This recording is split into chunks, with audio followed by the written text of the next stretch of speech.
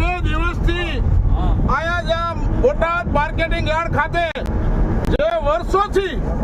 જે ખેડૂતોનું જે લોહી ચૂસતા હતા વેપારીઓ, જે કરજા નામે જે ખેડૂતોની ઉઘાડે લૂંટ ચલાવતા હતા, ધોળા દિવસે લૂંટ ચલાવતા હતા, ભાજપ સરકારની તાનાશાહી અને ભાજપ સરકારને સાથે રાખી વેપારીઓ બેફામ જ્યારે લૂંટ ચલાવતા, ત્યારે અમારા ખેડૂતો 2 દિવસથી માર્કેટ યાર્ડમાં બેઠા હતા અને પોલીસ તંત્ર, ભાજપ સરકારે પોલીસને આગળ કરી અને આ બધાને ડિટેન કરી અને બધાને પોલીસ સ્ટેશને એરેસ્ટ કરેલા છે. તમામ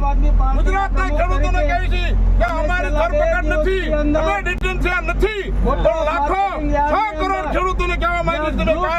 કાલે બોટાદ ખાતે મોટી સંખ્યામાં પધારો,